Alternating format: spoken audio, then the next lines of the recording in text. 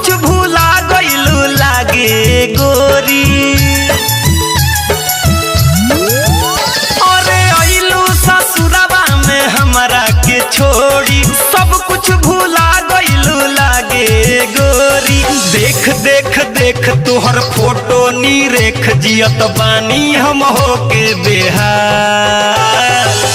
कूड़ा कूड़ा कूड़ा वाला ए बाड़ू हो।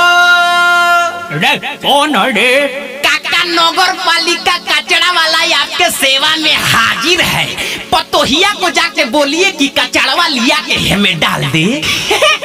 अरे गाँव रे गाड़ी वाला आया घर से कचरा निकाल, गाड़ी वाला आया घर से कचरा निकाल, गाड़ी वाला आया घर से कचरा निकाल, गाड़ी वाला आया घर से कचरा निकाल। आए काका लेट पर तो भेंट ना होई, जल्दी से कहो पतोहिया के कचड़वा लिया आओ। अरे साला कौन फोटो के भेजी रे? हमार तो बेटा होले नहीं थे, तो फोटो कहाँ से आई?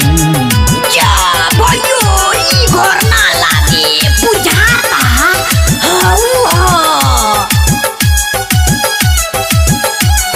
निकल बहरिया घरवा से गोरी, पूछो ना हाल होई पागला से। हो के न बाड़ुओ आरे अखिया बा फूलल, गलिया बा झूलल, रात रात भर याद करके जागला से। सुनो ये यार तोहर करके इंतजार, देखो झरता सर पर के बाल। रे साला भोलावा ई गाँव ना हो का रे? अरे ये नु हो कार्ड में तो ये गांव के नाम छपाइल रहे, तो ओकर घरवा के ने बारे ए नहीं तो बा।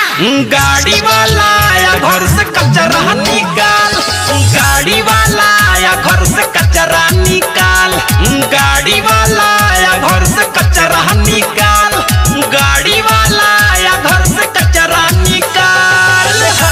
भयो ओते भेटा कोई घर केने रे?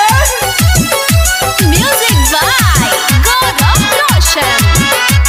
आप सुन रहे हैं अमित पटेल की आवाज में। कोई सुनबा यारावा ये हो सजनिया, एक बेरी जंगला से झाँको हो। जैसे तू हरदम ताकत रहलू, छत पर से आके ताक हो। होई ना भेट सनम करबू जे लेटायब, चुमा दे द दुनु गाल। जिए तो जिए कैसे। साला ई गाना काय गावतारी रे? भैया ये गाना सुन के तो आई याद करो, ये गाना नु गा के पटैले रहलो। अरे साला गाड़ी वाला आया घर से कचरा निकाल, गाड़ी वाला